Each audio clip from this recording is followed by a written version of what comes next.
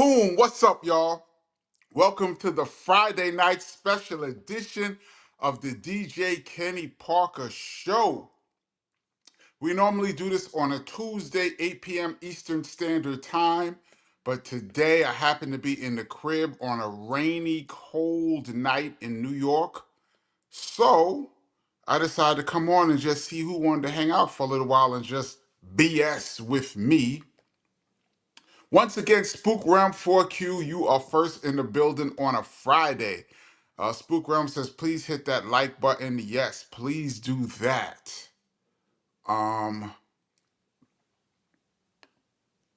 Flowetry 1, what up? Uh, Earl Green, what's good? Latrice Washington, what's good? I am on my iPad today, so let me adjust this a little bit so I can see a little better.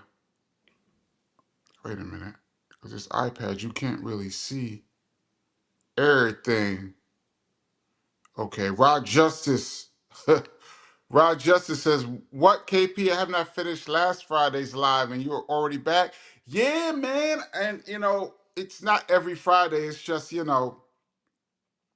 I'm just had nothing to do today. So let me just jump on. Normally it's Tuesday, as you know. I'm not going to stay on as long as I normally do, but just want to kick Ed Olivier. What's up? J Wu 72. What's up? Big Block. What's good? Dan Marasuti. Big up Scarborough, Canada. Um,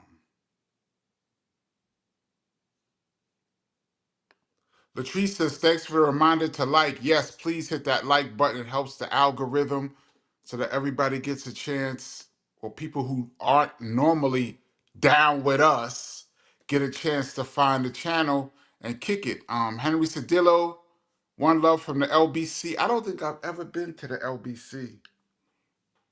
Um, I can safely say probably not. Earl Green, what up? Ice cold beverage. Haven't seen that name in a while. Where you been? What's up? There's a name I do not recognize. Let me see. Canstein. I gotta make this.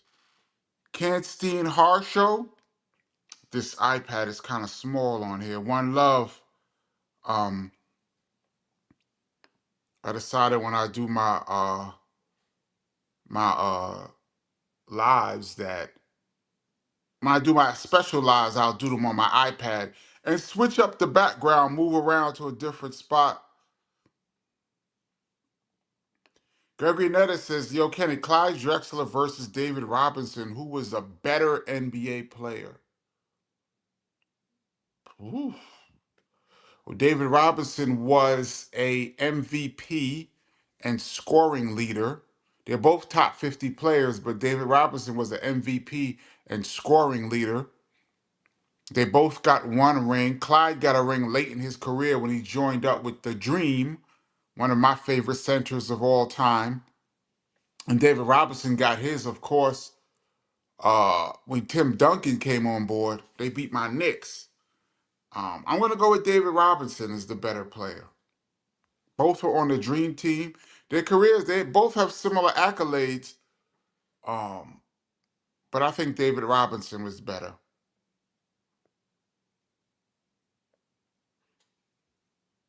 Henry Sedilla said, Kenny P, did you check out the Chris Drink Champs recently? There's another one?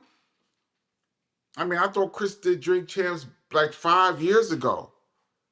The controversial Drink Champs. Is there a new one? He's back on there? I don't really watch Drink Champs that much. I catch clips once in a while. Rap Salute said, made the 2 Live crew this week. Let's hear all about the Temple of Hip Hop. Well, yeah, now I was gonna make an observation about the Temple of Hip Hop. Um, as you guys know, or some might not know, I hooked up with my brother now about a month ago, and I did a walkthrough of the Temple of Hip Hop on my own. He didn't like walk me around. I just walked around with my phone and just took footage, and I made a video for you guys to check out. I think I posted it last week. For those that didn't get a chance to see it, check out my Temple of Hip Hop walkthrough.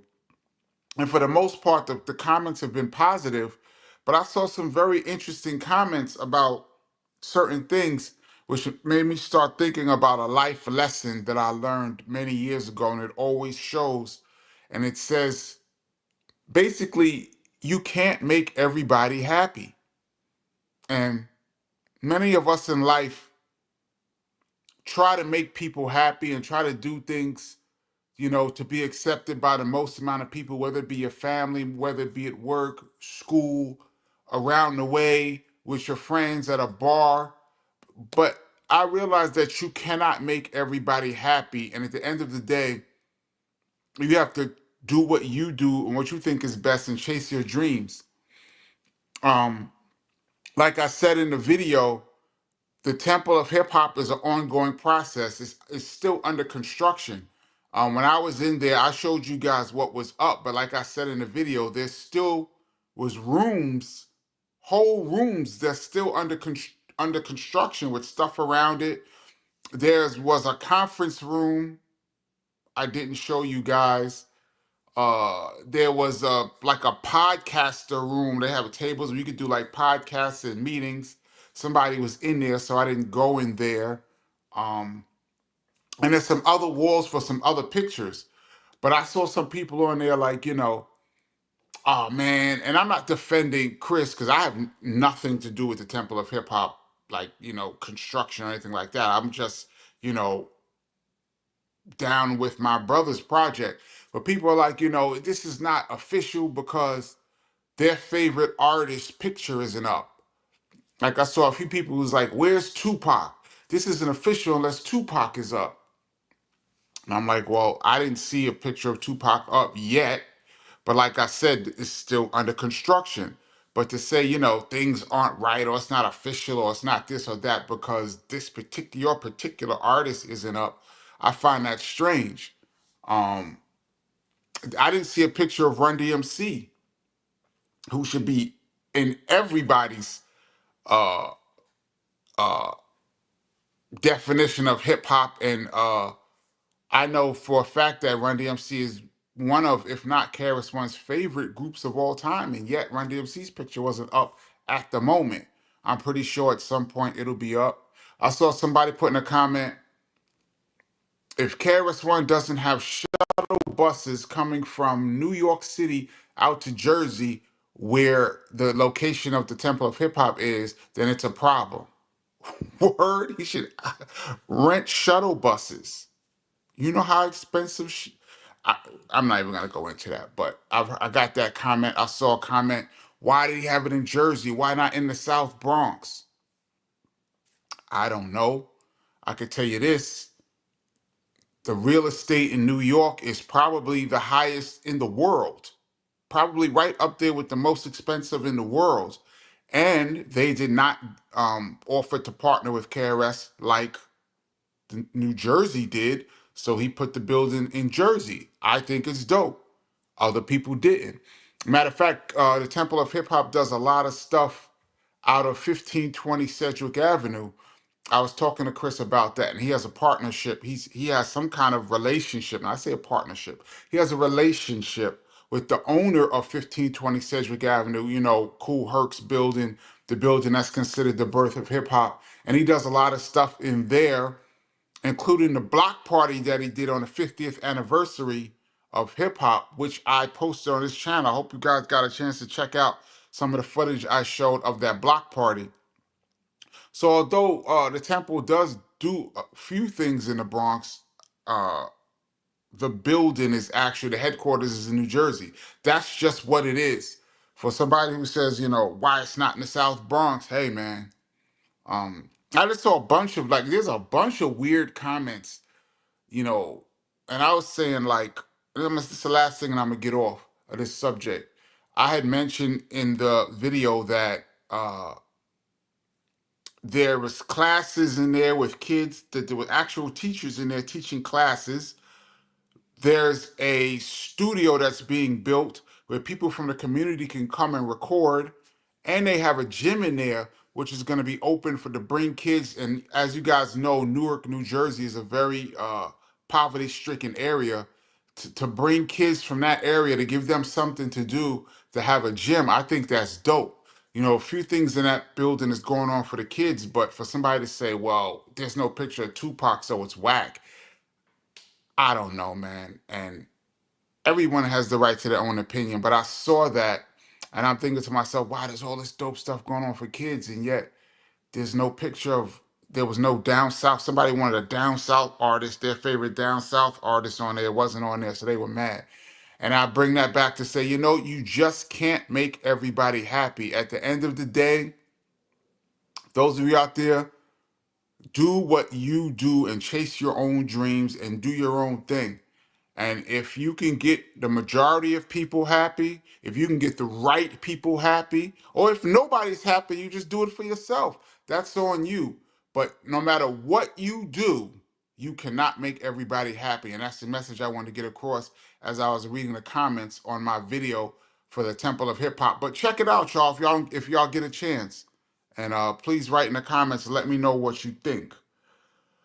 Okay, I wanted to say that. I was also trying to think of what else in the Temple of Hip Hop that I saw that I didn't get a chance to show you guys. If it comes back to me, I'll let you know. But I did it like a walkthrough, and I took pictures of what I saw.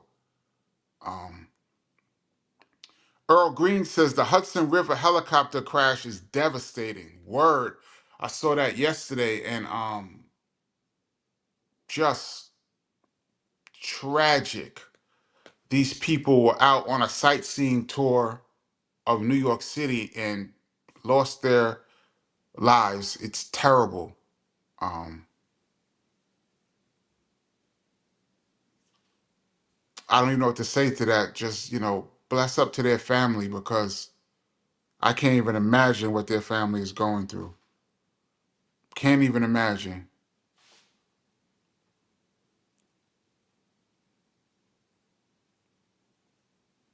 Let's see. Let me scroll down. Bill Shapiro, what up? Um, Danielle the Don Freeman, what up? Oh, Daniel the Don says, yo, KP, how many points did you average in high school and how many points did you average in college? I go into, gotta plug the book. I go into great detail about my high school and basketball career, and KRS-One's basketball career. KRS-One has a basketball career. You guys didn't know, but it's in the book. Um, so I don't want to give that away. I'll save that for the people who bought the book. But I was a good player. That's all I'm gonna say. I think so. DJ Smooth, what up? Rosmel, what up? Didn't get the notification. I don't know why. The way these algorithms work, man, um, I don't know. Oh, ice cold beverage. This is interesting. KP, where can we hear the track Stomp you did with KRS and Kid Capri? You still got a copy? No. Um, I posted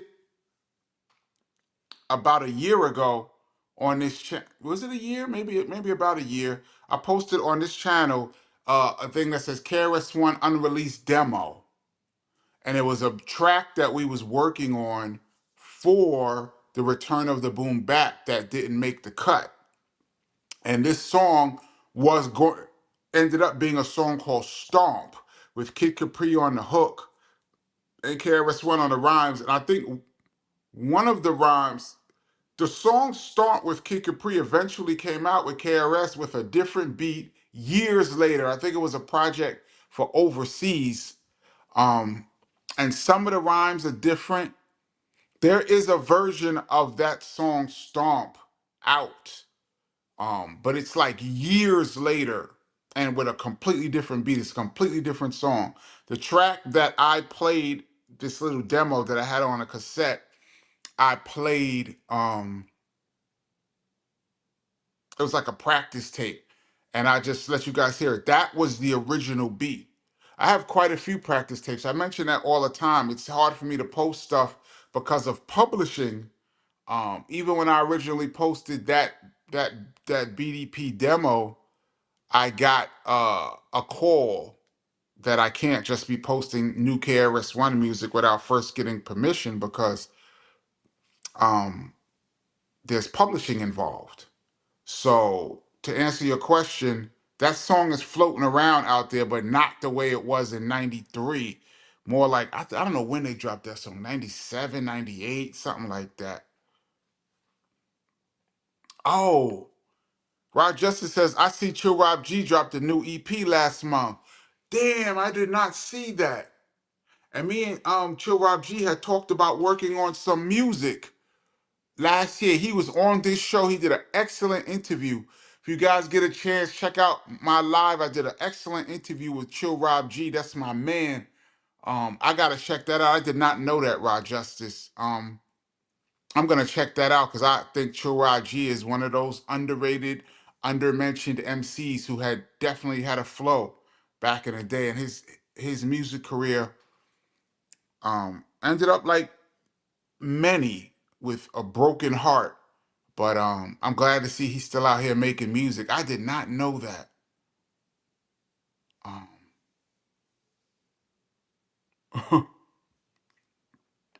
Jason Wall says, KP, I can't say that. I'm not going to say this on YouTube, but that's a line from a song from off of the album I did called the BDP album with KRS back in 2012.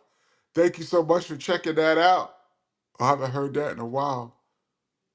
Um, Let me make this a little bigger so I can see.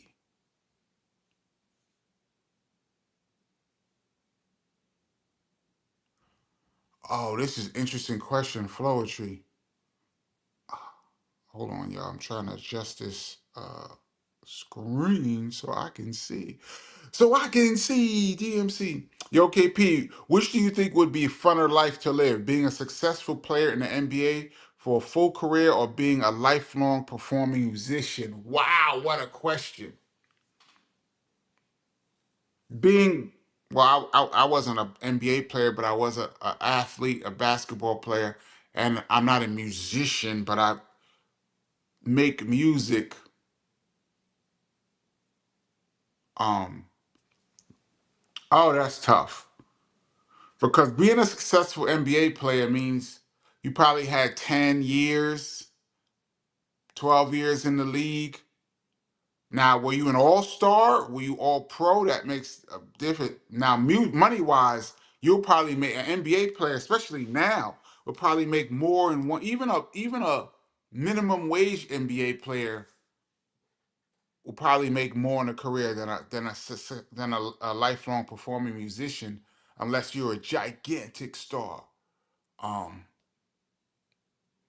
I think to be a low level NBA player is better than being a low level but live performing musician. So I'm gonna go with NBA player on the lowest level. On the highest level, what would be doper to be like LeBron James or to be like Jay-Z or even I'm gonna use hip hop, but like say Prince or one of these people.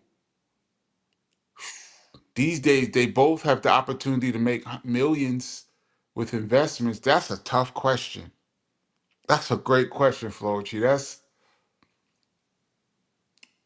man. I'm gonna go with musician because of publishing and how long your songs live.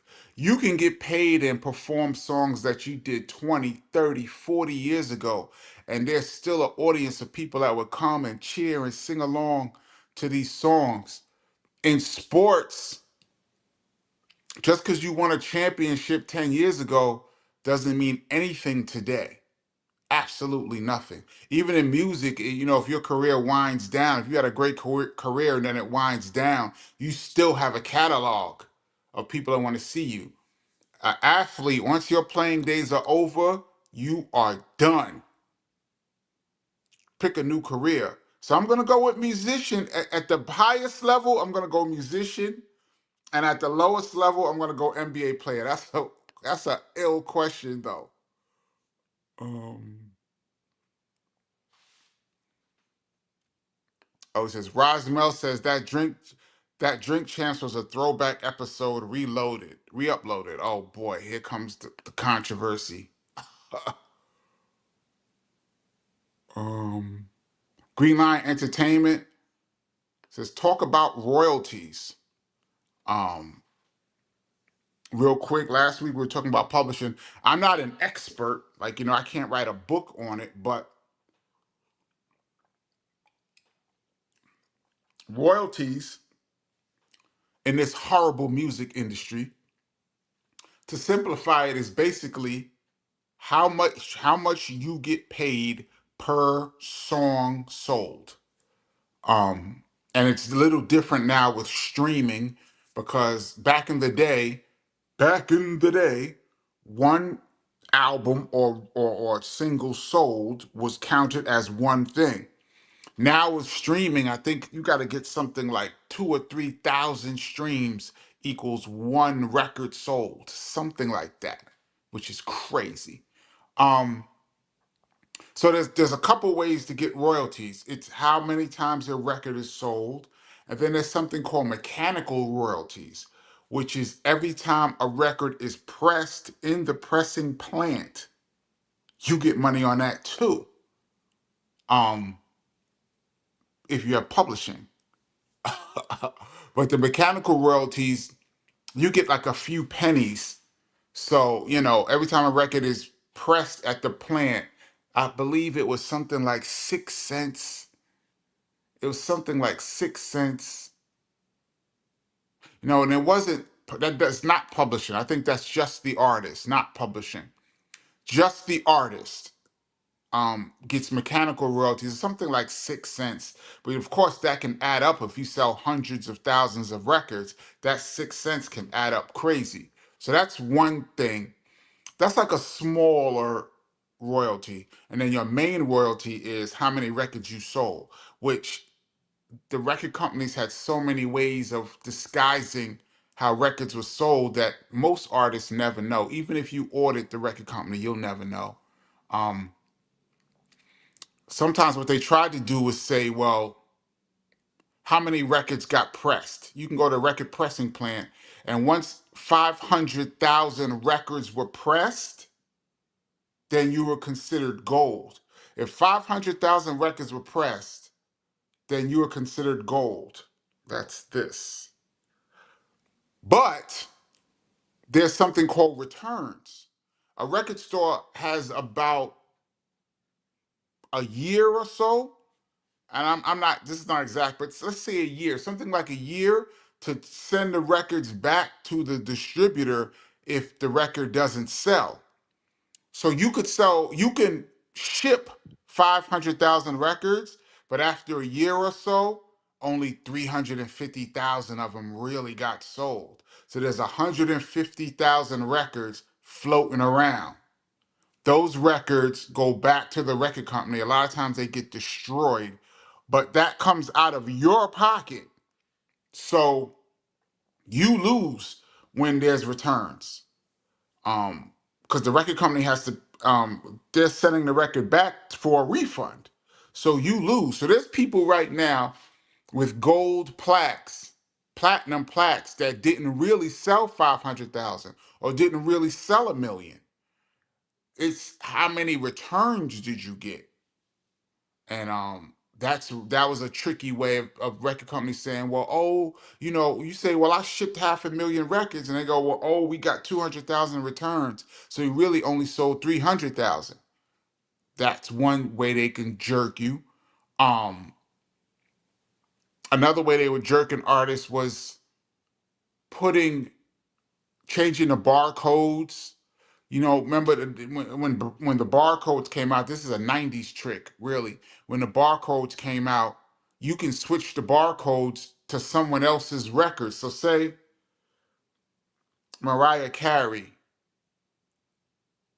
Now that's a big. Say you're a smaller artist and somebody can switch the barcode, which makes it look like you're either and stick it on, like switch with somebody else, so that you'll put their barcode on your barcode on their record and their barcode on your record. So if somebody comes in and says, "I want to buy the Kenny Parker record," and it has Mariah Carey's barcode on it, it'll go bloop, and it'll go, "Thank you very much," but it goes to Mariah Carey's sales, not Kenny Parker. So you bought my record, but because of the barcode, it says it went to Mariah Carey.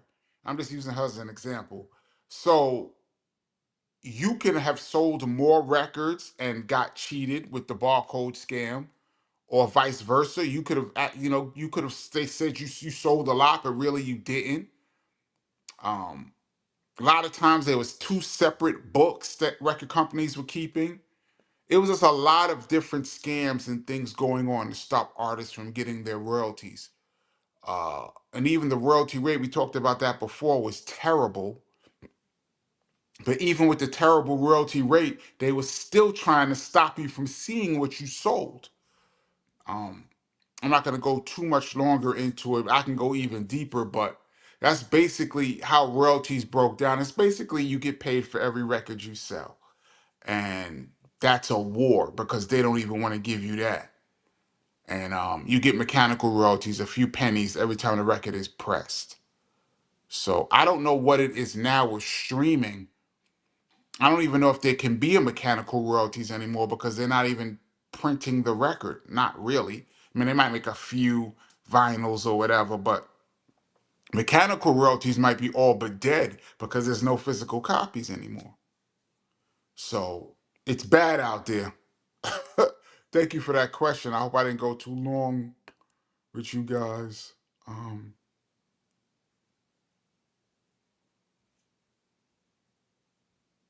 let's see.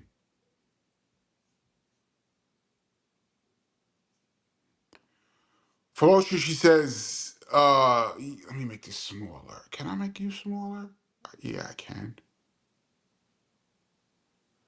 Felicity says, yeah, you definitely can't make everyone happy. As a people pleaser personality, I've learned that the hard way. Yeah, it takes years to figure that out. Um, I've learned it. I've even learned it later in life as I do this YouTube channel. Um, you, no matter what you do, some people just won't be happy, but everyone doesn't have to be happy with you. I saw a Bill Cosby quote one time, and he said, you don't have to be the funniest comedian in the world. He says, if only 1% of America thinks you're funny, you will sell out arenas. If 1% of America thinks you are funny, you will sell out arenas. And I was looking at that quote, I was like, damn, that's crazy. If just a small percentage of people think you're dope, you can have an amazing career with a bunch of people thinking you're whack. Like I always say, I don't even believe in dope and whack, really. I just think it's just opinions. Um, and now I've fallen behind. Daniel to Don Freeman, what up? Let me scroll down a little bit. Um,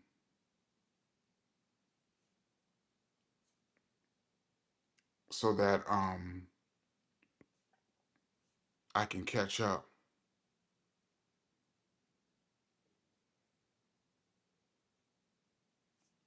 Um, let's see. Henry Sedillo says KRS talked a little about the X Clan beef on Drink Champs. Yeah, I think that's old, but I'm not sure. I did a whole breakdown of the X Clan beef on this channel if you guys want to check it out. Um, I think I mentioned this a while back, like a year ago. Jason Wall says, any Philly stories about Cool C, Steady B, or Three Times Dope? That was the spot for a second in 88, 89. I never met Cool C. Um, but I did meet Steady B in the studio when they were recording the Serious record. KRS One did a remix of Steady B's Serious. And I came in the studio after they finished doing the vocals and were mixing the record. And Steady B was there, D Nice was there, KRS was there. They were all making jokes and just laughing and having a good time. Um, I met Steady B maybe a couple of times, and he was mad cool. But that's the only time I saw him. I never really had a chance to chill with him. But he was cool with the BDP posse. And Three Times Dope, of course.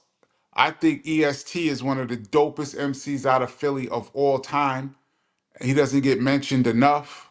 EST was dope. I had a chance to meet him in Philly when we did a show many years ago, and I showed him mad love. He was cool. So shout out to EST, the Act Nicholas one, and the whole crew. Um, yeah, but I never had a chance to chill with any of these people. But I did get a chance to meet them. Um,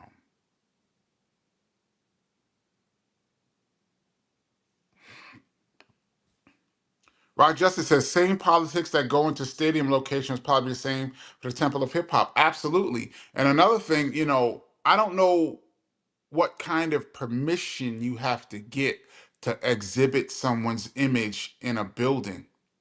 Um, everybody's image is owned by somebody, either by that artist or a record company or a management company or a publishing company.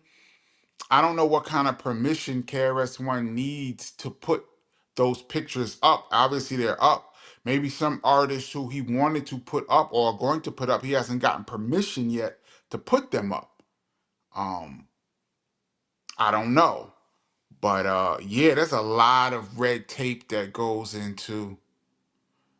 Chris was telling me that when I saw him, we were talking about the block party that he did at 1520 Cedric. It's on my channel. I call it the greatest block party of all time, which I think it is. And he was telling me all the red tape that he had to go through with the mayor's office. And for those that were there, Mayor Eric Adams came to the block party and was hanging out. Um, and the mayor, in order to do anything in New York, you got to get a sign off from the mayor's office. So the Temple of Hip Hop and Eric Adams' office be going back and forth on things Chris wants to do. But he was talking about how much red tape and funding, and they allot a certain amount of money and they'll take it back. And it was just a whole thing he was telling me. A lot goes into it, man. I respect anybody who tries to build something or have some kind of foundation, because it's not easy, man. It is not easy. Um,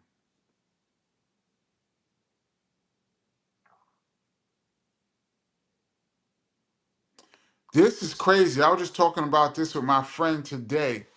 Brandon Yakubian says, "Hi, Kenny. I know you don't watch much NBA today. I've been watching a little bit more lately. But Ja Morant got in trouble with the league commissioner, and Shaq and Vince Carter sang Sound of the Police on TV. Word?" Well, Karis One and Shaq are cool.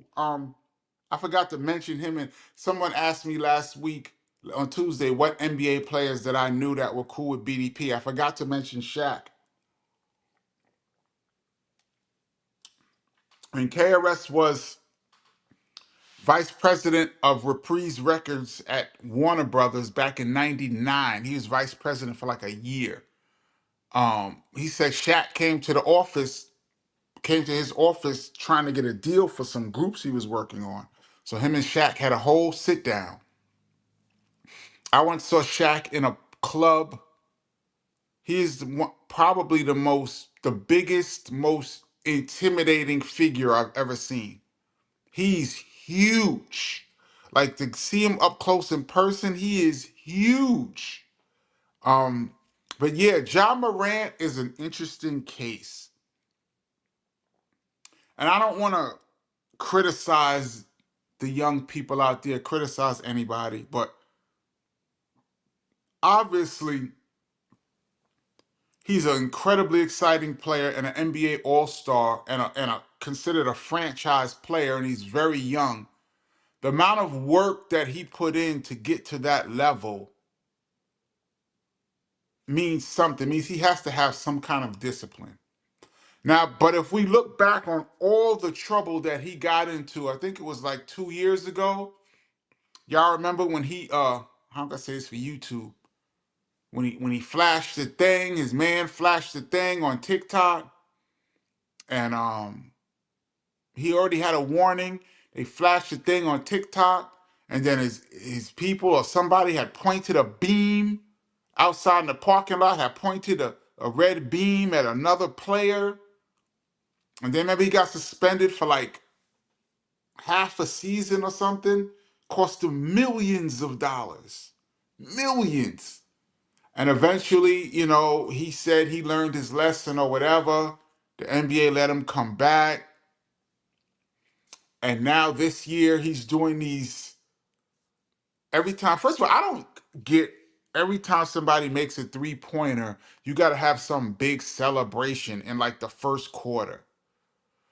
There's so much more game to be played. I see if you hit the dagger in the fourth quarter to end the game, I could see you do stuff. But first three-pointer of the game and you making all kind of gestures and stuff. I don't get it.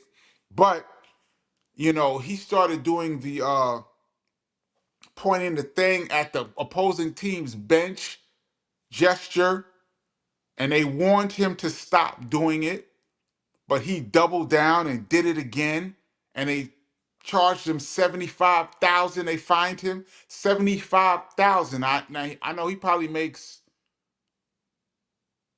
200,000 or 300,000 a game or something, but still to just throw away 75 grand just because you want to double down on something, to me, it makes no sense.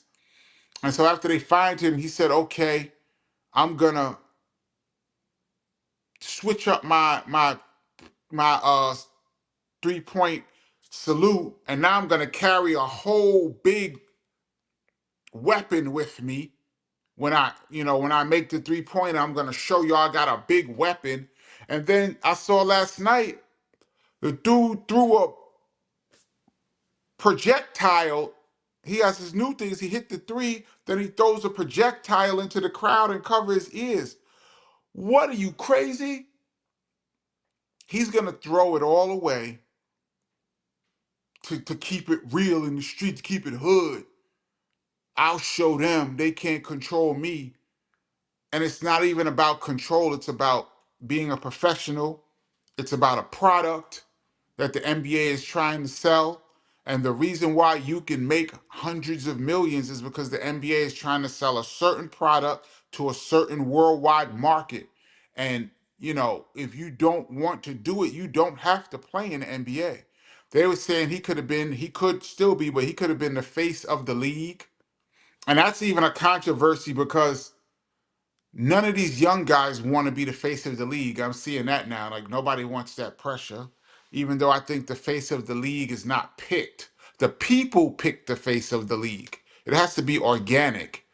But with that being said, he could have been the face of the league, but he chooses to keep it real on some street mentality, and he's going to end up throwing it all away because when they find him this time, it's going to be big.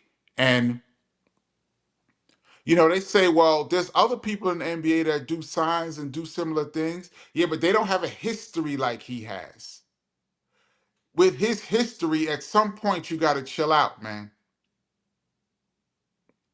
And I tell you another thing, last thing on that, we'll double back to publishing. Because Shaq and Vince Carter sang Sound of the Police on TV, KRS-One gets money. But that publishing is the greatest thing ever, man. That's what I talk about a lot on this channel. Publishing is the greatest. It's the gift that keeps on giving. If your song is performed on television, that is a nice check. I'm sure the people at TNT were like, no. You ever notice how, you can't sing Happy Birthday on television? Did you know that? If you sing Happy Birthday on TV, the people there's a family who owns the song Happy Birthday. Their estate gets money. So TV shows are very wary of songs that people sing on TV. So big up Shaq and Vince Carter for singing Sound of the Police. And yeah, Ja Morant, I don't know who he has in his camp. I don't even know if he listens. But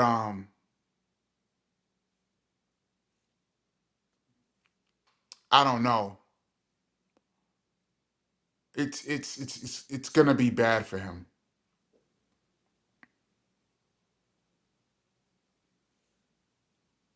Um, let's see. Let me scroll down a little bit.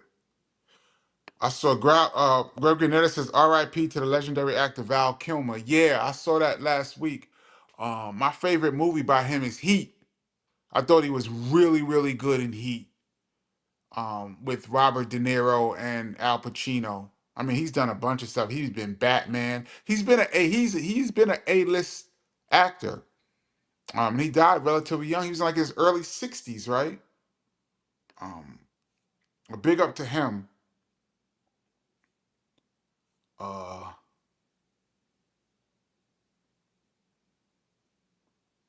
let's see.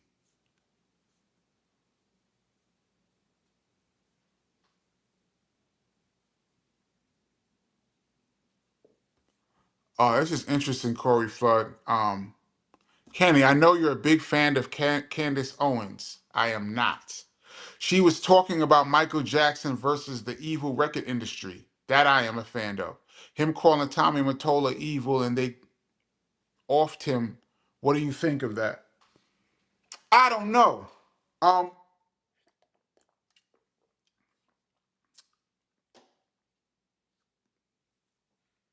First of all, I'm glad that Michael Jackson came out to speak out against the music industry, but he did it in like 2000, right?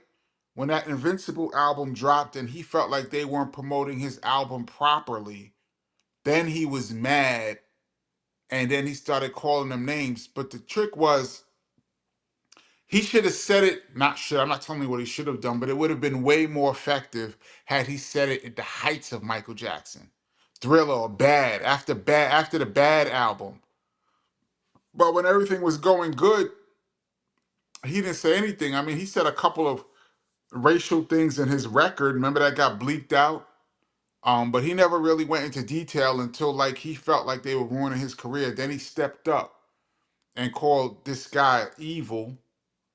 Now, did they eliminate him? That could be a conspiracy theory. Who knows? I mean, I guess the story, as I understand it, is he couldn't sleep and he was putting himself under like anesthesia, right, to get like sleep, and like he was having surgery. And this is how I understand what happened. I could be wrong, but as I understand it, he was using a doctor in his house, and you're not supposed to be using those type of drugs without a full medical, with all the resources of a full medical facility. Because if anything goes wrong, you got to have the right medical equipment there.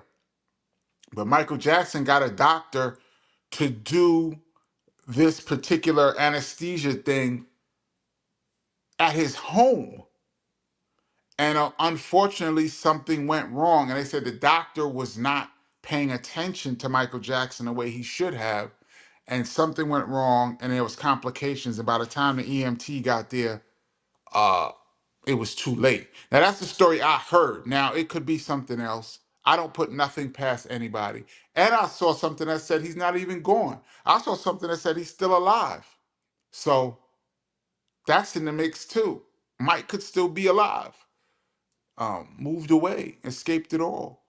But I don't know if he was eliminated. I would say I'm gonna lean towards what they say happened. I'm gonna lean towards he wasn't eliminated. He did just a bad accident, malpractice, which that doctor went to jail for. Um, but calling this guy evil I think, could have repercussions even for Michael Jackson. Um, but he was right though. I agree with everything Michael Jackson said. I wish he just had said it years earlier. But man, who am I to say what he should be saying? But um,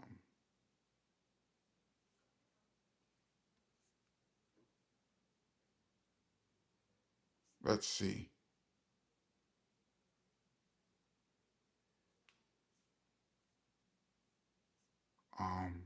me scroll down a little bit.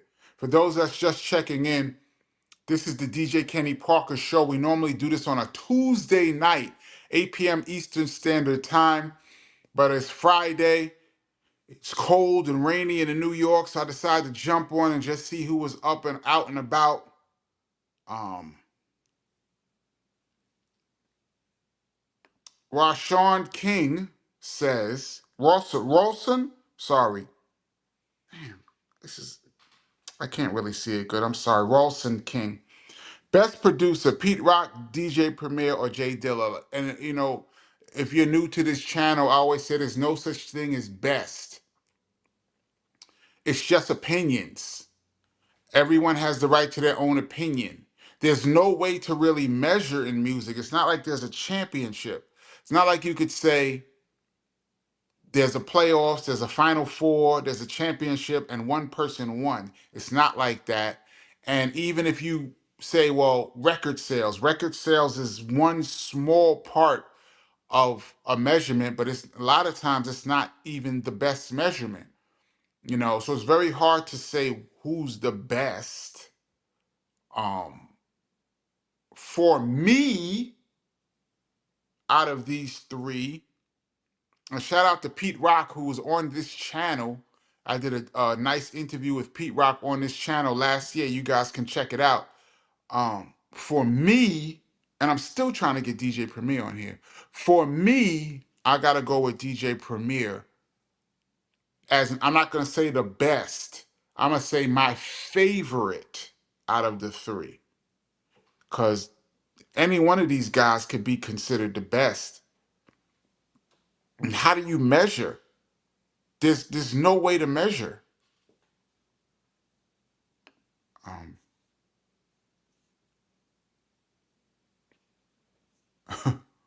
this is a great quote. Yeah.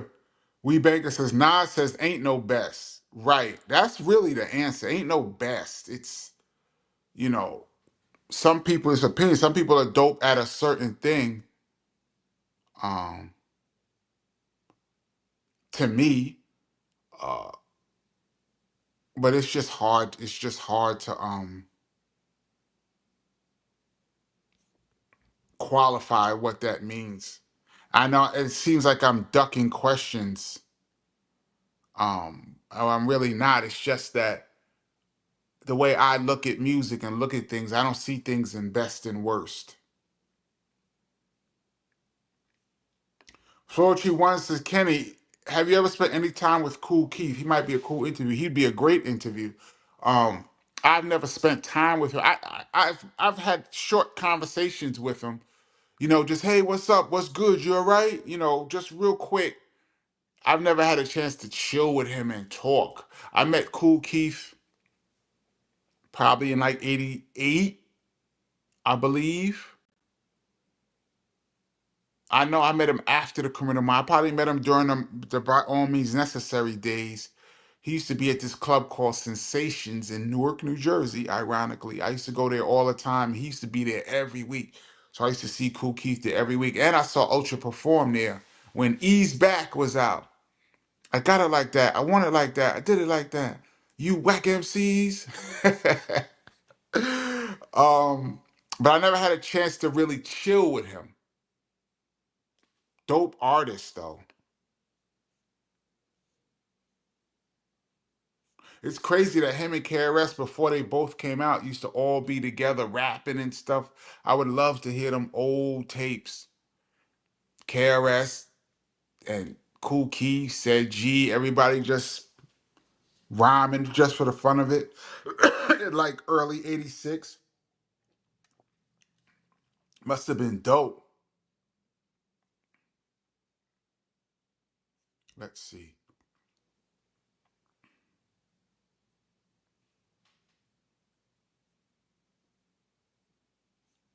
Um, Let me scroll down. This is interesting, and this is a tough one. Dartmouth, who's your favorite Wu-Tang member? That's tough, man. I don't have a favorite. Ray, I love Ray and Ghost together. I think that's the blend. Maybe for that purple, because of the purple tape. I mean, they're dope on their own, but I love them together. I love Rain Ghost together. I love Meth, and I think Meth got to be on all the hooks. The Rebel INS goes first on every record. Nobody cracks a Wu-Tang record off better than the Rebel INS. Shout out to Inspector Deck, who I have never met in my life. Um, Master Killer used to live across the street from me in Jersey City a few years back. Shout out to Master Killer. I used to see him out and about. And my main man, who is my favorite Wu-Tang member? I'm bugging. My main man, my dude out the group is the Jizza. I'm bugging. Jizz is my favorite because that's my dude. He's the Wu-Tang member that I know the best. I've met probably just about all of them except for I met RZA for a second. I think I've mentioned this on this channel. I was with KRS-One in 1993. We were coming out of Battery Studios, and we were coming out of Jive Records, which Battery Studios is in the same building as Jive Records. And this guy runs up on us and goes, "Yo, my new album just dropped." And it was the RZA. And he handed Chris a copy of Enter the 36 Chambers. I do believe it might have been a cassette or CD. I feel like it was a CD, and CDs were just coming around then. Everything coming out on CD. They weren't just coming around. Hip hop coming out on CD was still rare, but I think he gave Chris a CD, if I recall, which I tried to steal from him, but he wouldn't let me get it. Of Enter the 36 Chambers. I think it either just came out in stores or was about to drop.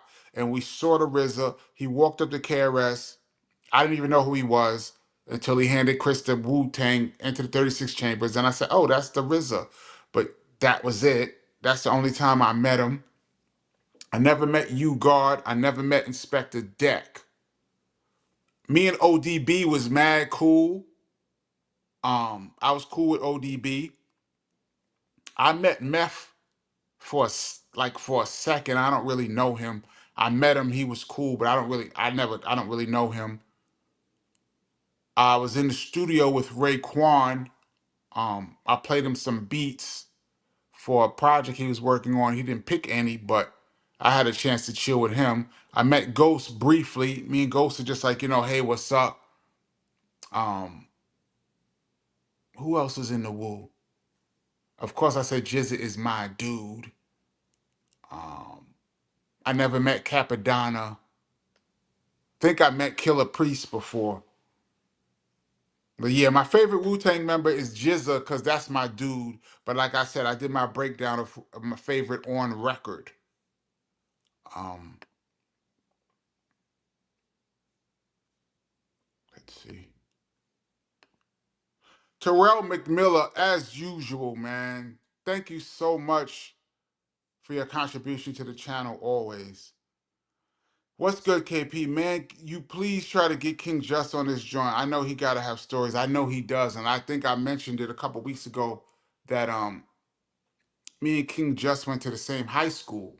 And my high school coach was trying to connect me with King Just when he first came out with Warriors Drum. But it didn't work out.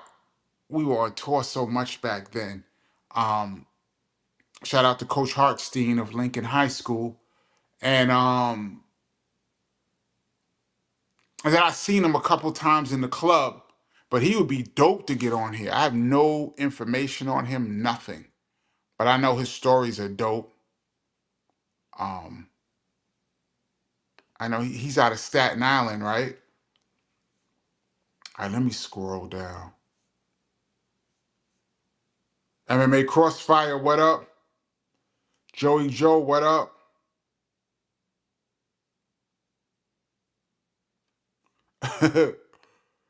Joey Joe says, as far as Philly rappers, Steady B was better, but I like you said it's subjective. Yeah, I mean Steady B was dope. I liked EST. I didn't say Steady B was whack. I personally like EST. I think he's dope. Um, Oh yeah, Corey Flood says KRS-One is on a posse cut with Shaq. That's right. Oh shoot, I forgot all about that. Damn.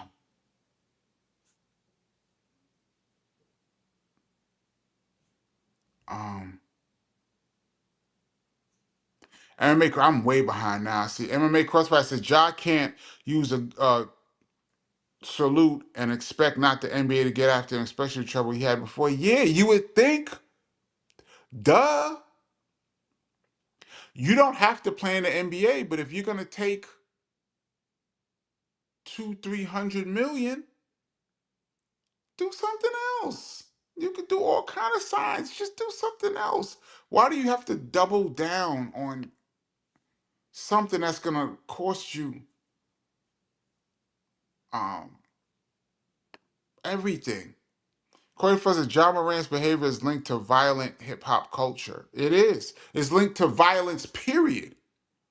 And the NBA is trying to market themselves in a certain way. They got this new TV deal coming worth billions. Everybody's about to cake off. Salaries are about to double. John Morant is gonna make is probably get the supermax. This new CBA, he's gonna make tens of millions more dollars probably as for being part of the NBA now, just as opposed to being part of the NBA 5 years ago. Do y'all remember back in the day when the Lakers gave Magic Johnson an unprecedented contract? They giving him $1 million a year for 25 years. They locked him up for life. $1 million a year for 25 years. And everybody said, woo, look what you had to do in the 80s to get $1 million. Remember, Larry Bird was getting $2 million at one point a year. And I remember he never used to accept his monthly payments. He would just take one check at the end of the year and just put it in the bank. You have to be Magic or Larry Bird to get 2 million back in the day a year. These guys are about to get 60, 50, 60 a year.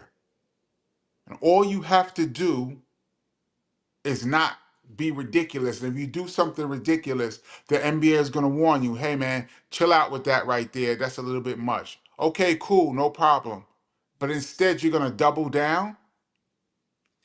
He's going to look back on it and be very sad. Um, yeah, Sammy. Yeah, I mentioned it. Now dude is wild. He's wilding, bro.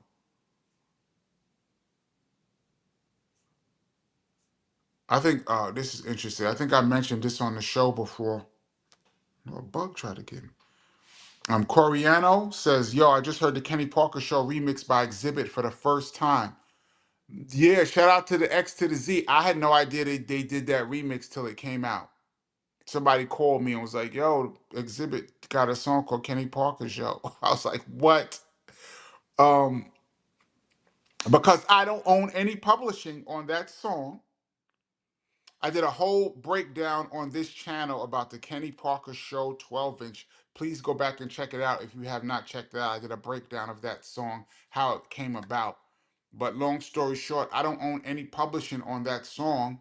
So when Exhibit and I think Dre and all them was doing the song over, they didn't have to speak to me at all, even though the song is called The Kenny Parker Show. They did not have to speak to me at all. They had to speak to the person who owned the publishing, which is KRS-One. And so I didn't find out about, and Chris didn't mention it to me, so I didn't find out about it till it came out, like in stores, which is crazy. But it is what it is. CMC's Technique in Class, thank you so much for your contribution to the channel. As usual, man. You guys, I really appreciate it. This helps me, pay for the live stream program that I use, the subscription and all that. It's really great. Thank you so much. Um, it says, salute DJ KP. This is a question that you could ask KRS. Do you believe gangster rap killed conscious rap? I do, but not the way people think. And this is very interesting that you brought that up. Now, there's a school of thought that says rap started to get bigger in the late 80s, early 90s, and the powers that be got together at some round table and decided that we cannot promote this black conscious music to the world. We need to push something else. And they decided to make gangster rap what they were gonna push to basically hold back the black community and show the black community in a negative tone. And I've even seen Ice Cube, maybe he's not the father of it, but he's one of the fathers of gangster rap, say something along these lines. Me personally, I don't really believe that conspiracy theory. I think it's just math. These evil criminals will do anything, and I say anything, to make a dollar, right? Rap came along, it was partying, it was cool, it was making a little money, but in the late 80s, 87, 88, 89, rap music started putting up numbers equal to R&B. Rap music finally started selling at the level of R&B. And it cost way less to make a rap album. You gotta understand, this is before sampling. All you needed to make a rap album was basically studio time and a drum machine.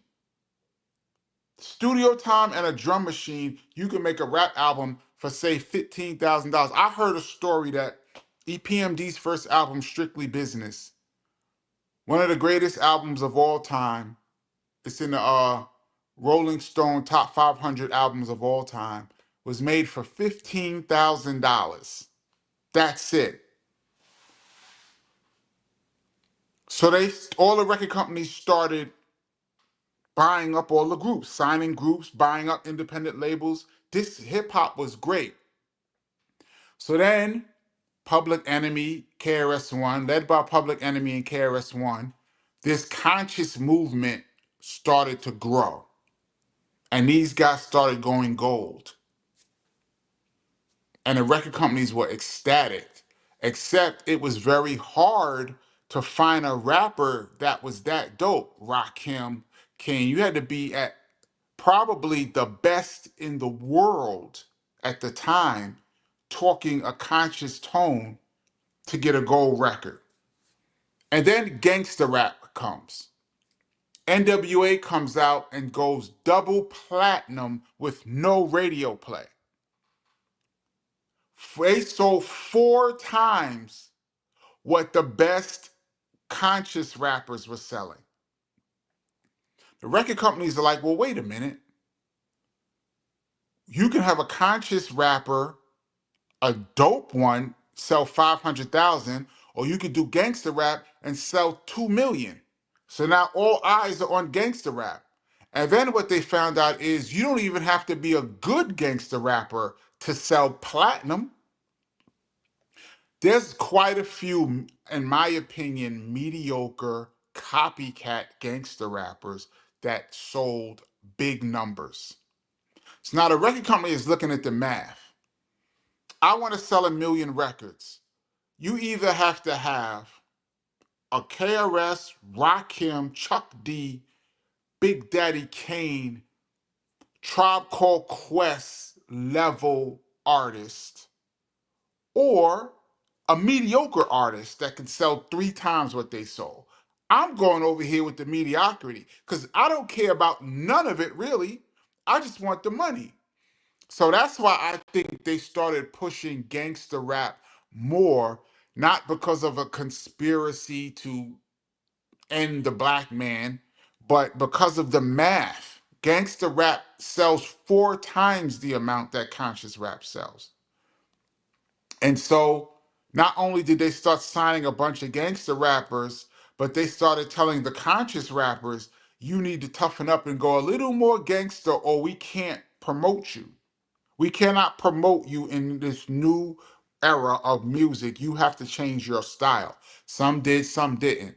And that was one of the first times that the music changed in rap. But, I've seen Ice Cube say that he thinks it was a conspiracy. So I would never argue with the great Ice Cube. But that's just my opinion, is that it's math. And knowing how evil these music business people are and how much they love money, if conscious rap was the number one selling rap, if it outsold gangster rap, they would have stayed with conscious. They don't care. They don't even know what you're talking about. These people don't even, rappers to them are speaking another language. I wish I could take a picture of some of the big executives that were big in the late 80s, early 90s, so you guys can see what they look like when you're sitting across from some of these people and they're listening to your album, telling you you're not street enough. And you're looking at them going, are you out of your mind? What do you know about rap or the streets? But they think they know what will sell to their audience. So I say all that to say, I think it's math. But did gangster rap kill conscious rap? Yes, I think so. Because of math. And I think that's a great question. That's just my opinion. Um, Thank you for that. Floetry, thank you so much. Floetry says, just on the strength of the show, thanks. Thank you so much, Floetry. I really, really appreciate it. Thank you. Thank you. Um, I love my regulars. Jason Wall, thank you so much for your contribution to the channel. I really appreciate it. So thanks for coming on a Friday. Thank you so much for listening. I mean, we go back and forth. This is as good for me as I hope it is for you. I love coming on here and just talking BS with you guys, just kicking it and giving you my opinion on things. I'm not always right. These are my opinions, and I try to tell you what I saw, things that I saw. Um, and you guys educate me. If I ever say something that's wrong, factually wrong, please fact check me, yo. We are here, everybody. We are here to share information. So we're at an hour. I said I wasn't even gonna stay on that long. I'm gonna stay on a little while longer, and we're gonna keep it moving. Uh, Let me scroll down. Oh, look at that. Speaking of fact check, Verse Pro says the Happy Birthday song is now in the public domain, so you don't have to pay. I wonder how that happened. Um, I never talked about public domain when it comes to publishing. Some things are considered public domain, which means anybody can use it. Like the President of the United States voice. You could sample a public figure when they speak out, like the president. If the president says something, you can use that voice in your music because that's public domain. I believe like NASA, when it's like the moon landing, like one great giant leap for mankind. Like I think you can use stuff like that, or like Martin Luther King speech. I think it's public domain. Now publishing lasts for 70 years. And I think after 70 years, whoever owns the estate of the publishing has to re-up the publishing, like I guess re-register it. And if they don't, then it goes into public domain. So after 70 years after the person passes, not 70 years period, 70 years after the original person who owned the publishing passes away. So I don't know how Happy Birthday song is now in public domain. Either they didn't re-up the family, I find that hard to believe. Or maybe somebody bought the rights and made it public domain. Um, who knows? But thank you so much for clearing that up. I did not know that. Well, before you couldn't sing Happy Birthday. Engage VR YouTube channel. Thank you so much for your contribution to the show. It's much appreciated. To salute Kenny. And yes, please hit the like button when you get a chance. It helps the algorithm out a lot. Thank you so much for your contribution. All the regulars coming through. I'm going to scroll down because I'm mad behind. and I'm gonna jump off in a little while. So let me just. I just skipped a bunch of you guys' questions. I'm gonna look back at it later on, but I just want to catch up. Um, um, Verse Pro says evil sells. It does. What's this? Dark Master, did you know? Did you did you see that there's only one rap album being released in the next 2 months? No, I didn't see that. But rap music is in big trouble, y'all. Um,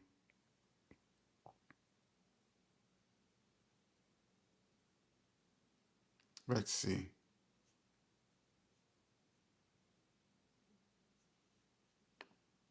Banker says exactly will not promote you. Yeah, if they reached a point where if you didn't go in this direction, you were not gonna get promoted. You're gonna get what they call shelved, which either means shelved means they're not putting you out at all, or um, shelved is they're not putting you out at all, or um,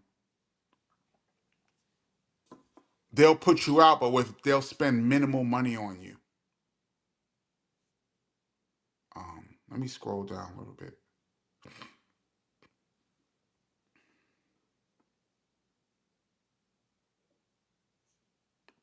Harcold says they care. Quavo got invited to the White House with his subject matter. I mean, I'm pretty sure the White House. I don't know what that was about. Um, Things are a little more politically correct these days with certain sponsors not wanting to be involved with certain things. Even on these channels, even on YouTube, you have to be very careful what you say because, like, if I say certain things on this channel, I'm gonna get flagged by YouTube, and then they'll demonetize you. And if you keep doing it, they'll just delete your channel, which would be a disaster. So, but it's because they have sponsors, and they, these commercials that you see that come on here, the sponsors don't want to be associated with certain subject matter. So you have to be careful what you say. That's why I try to dance around certain words when I'm on here. But I do believe in my heart that these people had no, maybe it's a little different now because it might be a second generation of executives now who actually grew up listening to rap. If they're 35, 40, 40 they have listened to rap. But that first wave back in 88, 89, 90, they're coming from the rock era. They didn't even know what rap was. They didn't know what was good and what's bad. That's why a lot of them hire black people as A&R. I don't know what this music is. Let me go hire a black person, another rapper or somebody like that, and you tell me what's good and what's bad. Um,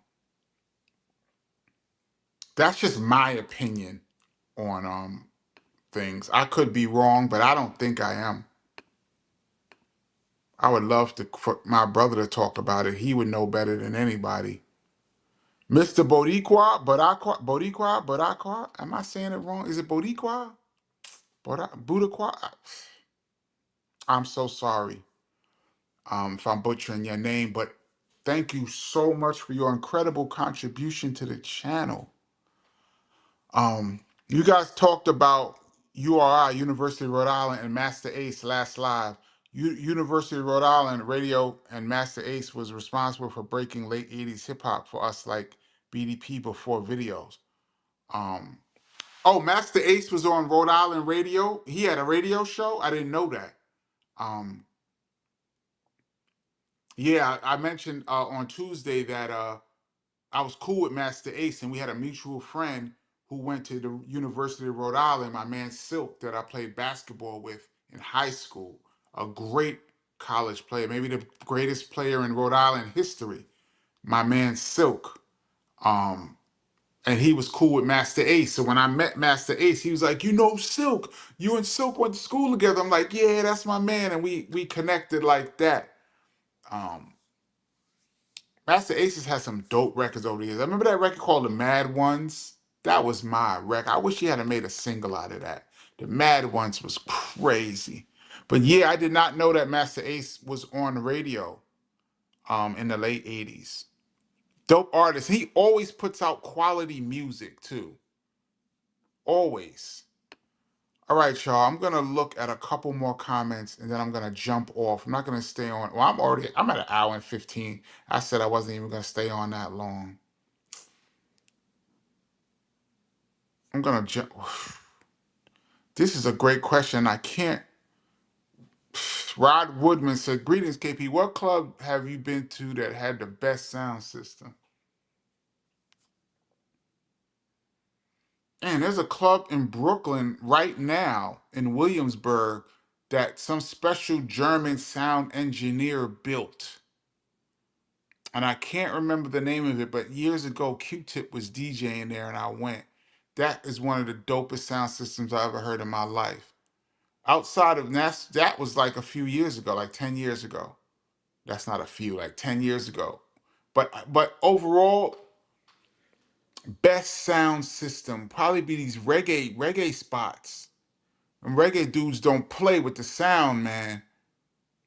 That's a great question. I can't name one spot. I know that the first time I went to the Latin Quarter, my mind got blown because I never heard hip hop that loud. And it was incredible. That sound system in there was incredible. Um, that's a great question. I'd have to say off the top of my head, some reggae spot that I probably was at. Um, let's see. All right, I'm gonna jump off.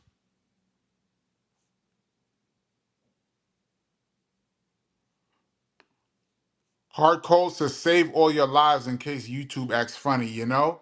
I got the live interviews saved. I don't have every live. We did 87. This is really 88, but I'm not gonna count this one because this is a special one. But this is like our 88th live.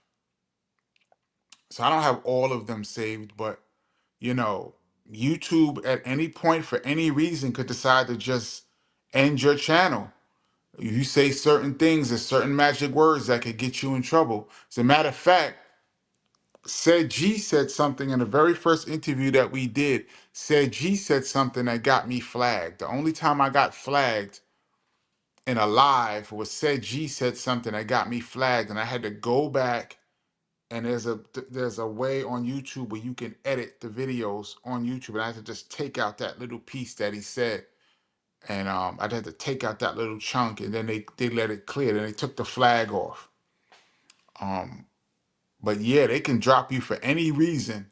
So sometimes I talk on here and I say, you know, how will I say this to try to, you know, not say something crazy. Um, yeah, so I'm gonna jump off. Thank you so much, you guys, for thank you so much, you guys. Oh, Rap Salute says the name pronunciations are getting worse. You know what it is too? I'm on my iPad, so it's a little bit smaller. I'm seeing it, but it's a little bit smaller, the words today. So that's probably why I'm getting worse. But I sorry if I butchered anybody's name. I apologize. Um, this is the DJ Kenny Parker Show. We do this every Tuesday, 8 p.m. Eastern 8 p.m. Eastern Standard Time. This is a special Friday. I will catch you guys on Tuesday. Um, I'm gonna read some of the comments when I get off. Uh, and I'm gonna catch you guys. I'm just looking right now at comments, see if I see anything real quick. I'm just gonna jump off and I'm gonna read the comments later. Wait a minute, hold on. I got somebody just CMC's Technique back again. Thank you so much. I appreciate you coming on twice this week just to hang out. Thank you for hanging with me. Big up to the Rewind crew. If you guys get to check this out later on, big up to y'all, and I really appreciate you. And I'll catch you guys, God willing, on Tuesday. All right, peace. I'm out.